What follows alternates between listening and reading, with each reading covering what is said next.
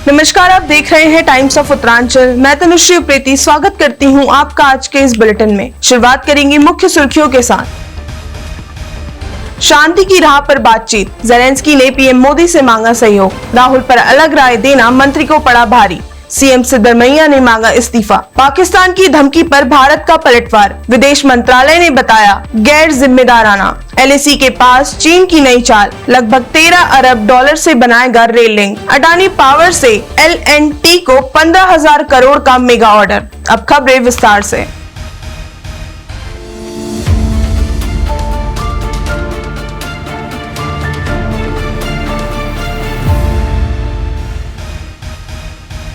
रूस यूक्रेन युद्ध के बीच प्रधानमंत्री नरेंद्र मोदी और यूक्रेन के राष्ट्रपति व्लादिमीर ज़ेलेंस्की की टेलीफोन पर बातचीत हुई है। ज़ेलेंस्की ने पीएम मोदी को यूक्रेन से जुड़े हालिया हालात की जानकारी दी और भारत की ओर से शांति प्रयासों में मिल रहे सहयोग के लिए आभार जताया। पीएम मोदी ने भी साफ कहा कि भारत युद्ध का शांतिपूर्ण समाधान चाहता है और इसके लिए हर संभव मदद देने को तैयार है। उन्होंने भरोसा दिलाया कि बातचीत और कूटनीति के जरिए ही स्थायी समाधान निकलेगा। यह बातचीत ऐसे समय में हुई जब रूस के राष्ट्रपति व्लादिमीर पुतिन और अमेरिका के राष्ट्रपति डोनाल्ड ट्रंप की मुलाकात होने वाली है। ऐसे में इस चर्चा को अंतर्राष्ट्रीय स्तर पर अहम माना जा रहा है। कर्नाटक के सहकारिता मंत्री के.एन. राजन्ना पर मुख्यमंत्री सिद्धरमैया ने इस्तीफा देने का दबाव बनाया है। मामला जुड़ा है कांग्रेस नेता राहुल गांधी के हालिया बयान से, जिसमें उन्होंने विपक्ष पर वोट चोरी का आरोप लगाया था। लेकिन मंत्री राजन्ना ने इस बयान से अलग रुख अपनाते हुए कहा कि केवल चुनाव आयोग को जिम्मेदार ठहराने के बजाय पार्टी को भी अपनी जिम्मेदारी लेनी चाहिए। इस टिप्पणी के बाद सियासी हलचल तेज हो गई। मुख्यमंत्री के कार्यालय के मुताबिक राजन्ना से स्पष्ट रूप से इस्तीफा मांगा गया है। विपक्ष इस मामले को लेकर सरकार पर हमलावर है, जबकि कांग्रेस के भीतर भी इस बयान को लेकर नाराजगी है। पाकिस्तान के सेना प्रमुख जनरल आसिम मुनीर ने हाल ही में एक उकसावे भरा बयान दिया था, जिसमें उन्होंने परमाणु हथियारों का जिक्र किया। इस पर भारत के विदेश मंत्रालय ने सख्त प्रतिक्रिया दी, इसे गैर जिम्मेदाराना और खतरनाक बताया। भारत ने कहा कि पाकिस्तान की यह ब्लैकमेलिंग कोई नई बात नहीं है और यह उसकी पुरानी आदत रही है। विदेश मंत्रालय ने यह भी साफ किया कि पाकिस्तान में सेना और आतंकी संगठनों के बीच गहरे संबंध है, जो पूरे क्षेत्र की सुरक्षा के लिए खतरा है। इस बीच अमेरिका के पूर्व राष्ट्रपति डोनाल्ड ट्रंप को लेकर उठे हालिया विवाद से भारत अमेरिका संबंधों में हल्का तनाव देखा जा रहा है। हालांकि भारत का कहना है वह शांति और स्थिरता के लिए अपने कूटनीतिक प्रयास जारी रखेगा। भारत चीन संबंधों में सुधार की कोशिशों के बीच एक नई चिंता सामने आई है। चीन ने शिनजियांग प्रांत को तिब्बत से जोड़ने के लिए एक बड़ी रेल परियोजना शुरू की है, जिसकी लागत करीब 13 अरब डॉलर है। खास बात यह है कि इस रेल लाइन का एक हिस्सा भारत के साथ लगी वास्तविक नियंत्रण रेखा यानी एलएसी के बेहद पास से होकर गुजरेगा। चीन का लक्ष्य है कि 2035 तक लहासा को केंद्र में रखकर 5,000 किलोमीटर का विशाल पटारी रेल नेटवर्क तैयार किया जाए।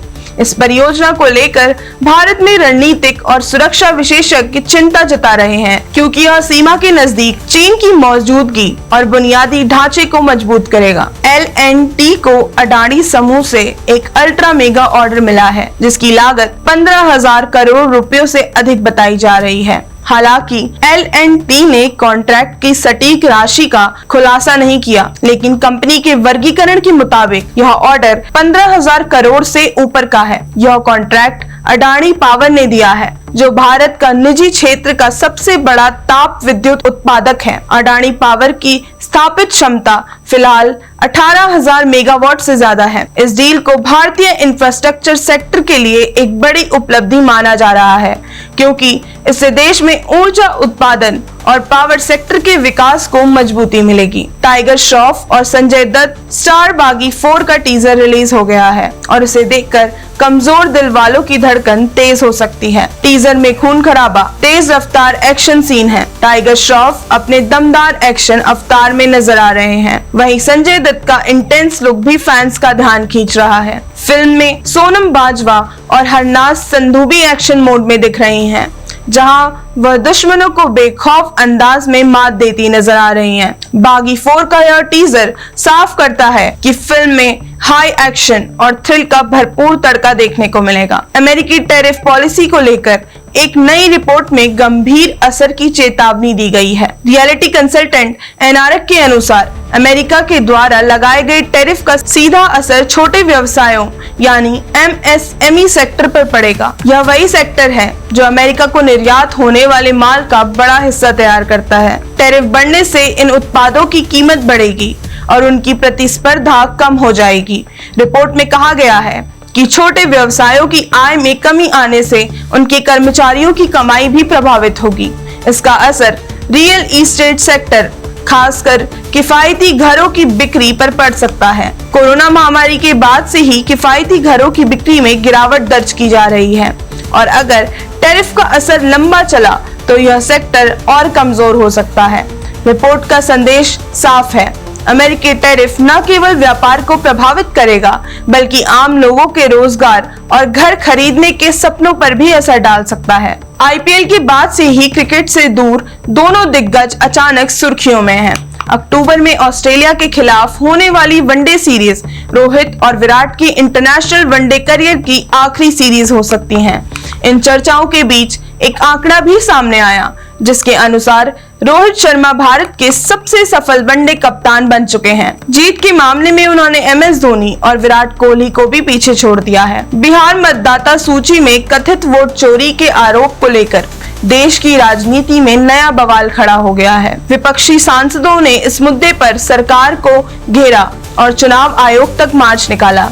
इस दौरान कई सांसदों को पुलिस ने हिरासत में ले लिया। राहुल गांधी ने साफ कहा कि यह डेटा उनका नहीं बल्कि चुनाव आयोग का है। उन्होंने आरोप लगाया कि मतदाता सूची में गड़बड़ी सिर्फ बेंगलुरु में ही नहीं बल्कि देश के अन्य हिस्सों में भी हुई है। इस बयान के बाद सियासी माहौल और गर्मा गया है क्योंकि विपक्ष चुनाव की प्रक्रिया पारदर्शिता पर सवाल उठा रही है जबकि सत्ता पक्ष इन आरोपों को बेबुनियाद बता रही है। सबकी नजर चुनाव आयोग के रुख पर है जो इस विवाद को शांत करने में अहम भूमिका निभा सकती है। फरवरी में हुई इंडियाज गॉट लेटेंट कंट्रोवर्सी ने सोशल मीडिया पर खूब सुर्खियां बटोरी थी। इस विवाद में समय रैना, रणवीर इलाहाबादिया, अपूर्वा मखीजा और मशहूर यूट्यूबर आशीष चंचलानी का नाम भी जुड़ा था। अब महीनों बाद आशीष चंचलानी ने इस पूरे मामले पर चुप्पी तोड़ी है।